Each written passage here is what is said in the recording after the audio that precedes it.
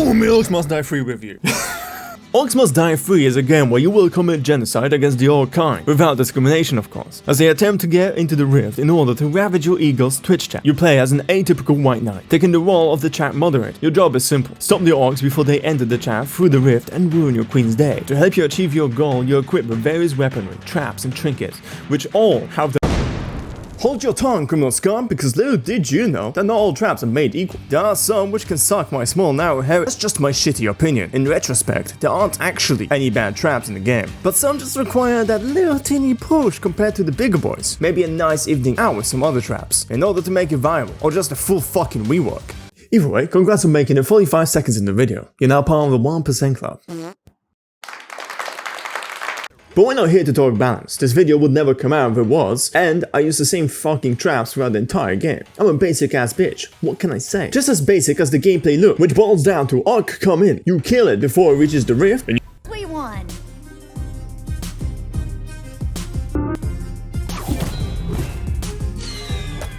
yeah, the real gamer challenge is when the game starts throwing additional enemies your way. Most of the time, they're just more beefy versions of already existing ones, but sometimes they're real motherfuckers that need just as much attention as an e-4, or special enough to warrant their own traps in order to counter them, which gave me an epiphany halfway through the game.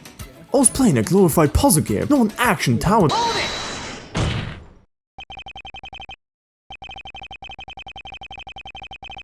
Objection!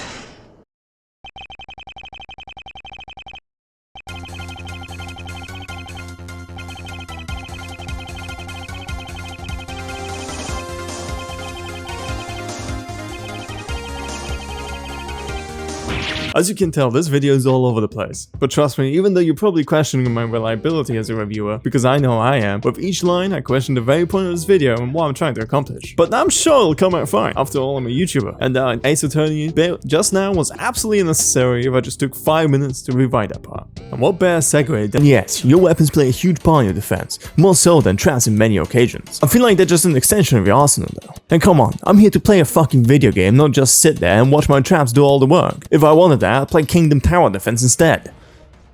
I'm just kidding, Kingdom Tower Defense. You know I love you. Now, you might have noticed that in some of these clips there's a second player, unless you're fucking blind just like me, as I did miss the co-op tag on Steam, and the fact there were 2 characters. This game is designed around co-op, though not totally unplayable on your own, requiring a lot of different tactics. But thankfully, my bully tactics worked on AJ Frost. He brought this game full price to play with me, until he left to touch grass and never came back. When you load into the first level, if you are the host, you'll get the privilege to choose who to play. If not, well fuck you, you get the leftover. Now your choice is between Egan and Kelsey. They have different abilities, which both, truth be told, were kinda useless for me. Kelsey can hover while Egan smashes the fucking ground, knocking orcs within the bee's dick up in the air. The problem with these is that they cost mana, which is also the resource from which all of your big PP damage comes from. Generally, I found it a waste of fucking time. I will mention that the other characters do have better abilities, but you'll only get to play them in certain scenarios or after you finish the game. Egan's is undoubtedly the better of the two, as it shakes your friend's screen each time you do it, just like this video's sponsor. Me, yep, that's right. I'm in desperate need of your attention and engagement, so smash the motherfucking like button and subscribe so you don't miss out on more autism just like this video. Progression-wise, the base game is a mixed bag. Similar to the previous games, Orcs Must Die Free starts off so fucking easy, you're able to play without monitor. Around level 4, however, that's where things get tricky, unless you're playing multiplayer. As it's there that you feel a drastic lack of single-player thought behind the level design. Though it's not inherently bad, as the game does seem to balance itself depending on the amount of players, and it was designed to be co-op from the get-go. I don't believe this is deal-breaking. And for those wondering, there is a lobby system that I never used, as I despise playing with randos. Though I do admit having a second player who has a resemblance of a brain trivializes a lot of the game's difficulty. When our collective 4 brain cells combined and we coordinate on what traps you took, that shit was as easy as avoiding taxes when you're rich.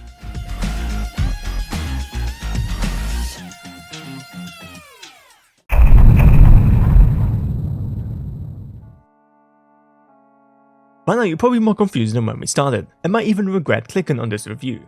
However, I know it's only been 4 minutes and 33 seconds, and we don't have all day. On top of that, my queen is streaming. So I'll give you my score right now. I'm feeling a decent to strong 7. There are many flaws and too many Bethesda-type bugs. The narrative might as well be non-existent by how mediocre it is, and the overall game stopped producing dopamine in my brain after about 20 hours. Which is still quite a lot. It's a pretty good game to play with someone, if you have any friends. Other than that, there are better alternatives if you don't. If you do want to try it or just get the game, I recommend you get on sale. The free DLC does extend the playtime and it's a nice addition to the final product, but the paid one isn't worth your money. Unless you want a, 3 traps and like 4 levels, which are just blue, and they run like shit. A magical potion? Initially, I thought the game looked like shit. It was a blurry fucking mess, blurrier than the line between a pedophile and a Minecraft YouTuber, and that just destroyed the whole visuals for me. Until I discovered that it was anti-aliasing set to high, which made the entire screen blurry. Literally anti-aliasing the entire fucking game out of existence, making me feel like I forgot my glasses. However, upon turning that shit down to medium, surprise, it made the game clear in HD. It actually looked kinda good. The characters were full of charm and character. You can tell the animators had fun animating both the orcs and characters, and the environments would make for some pretty wallpapers if you're into that kind of thing. And the best thing about all of that is that it didn't come because of readability. I mean, you can see that ogre from a mile away and coming straight for your fucking bitch ass, about to bonk you into oblivion. The only issue were the smaller orcs. Once the screen got a bit hectic, you did run into a motherfucker slipping past your defenses and gunning it down to the portal like his fucking life depended on it. But I digress. What I'm trying to get is the game looks good, okay? Might not be the prettiest game out there, but it's good enough for what it is. It actually runs really well. No matter the amount of orcs that were on screen, the game runs at steady 60. It's optimized quite well, to my surprise. Much better than Sonic Frontiers, which looks like kind of like dog shit, and it runs like dog shit. Either way, I have nothing to say about this game that I haven't already said. A quick note about the sound, however, it sounds great. The much you hear when you kill an orc feels good, and the OST snaps so fucking much, especially on the wall maps. God, that shit snaps way too hard for this game.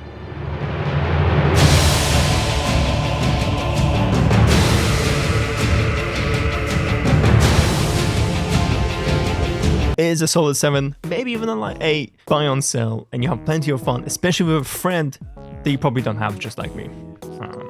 And no, I'm too lazy to play the DLC, so I won't be reviewing that shit. Because they did add more ever since I started editing this video like a year ago. Special shout out to AJ Frost for playing the majority of the game with me and actually buying it full price. That was not a joke. He went and bought the game full price. Kind of a madman. So make sure to subscribe to him, even if he hasn't uploaded in a decade. But you will regret missing his video when he does upload next time. Trust me on that one. Anyway, if you enjoyed the video, stuck around. It would mean the world to me if you could, poke that subscribe button down below, maybe leave a like, or even a sneaky comment. Next video is going to be about Amori, because this fucker won't shut the fuck up about it. Anyway, I'll see you in the next video. Yeah, I'm being constantly penetrated by I think we're about to abandon what it's still up here, right?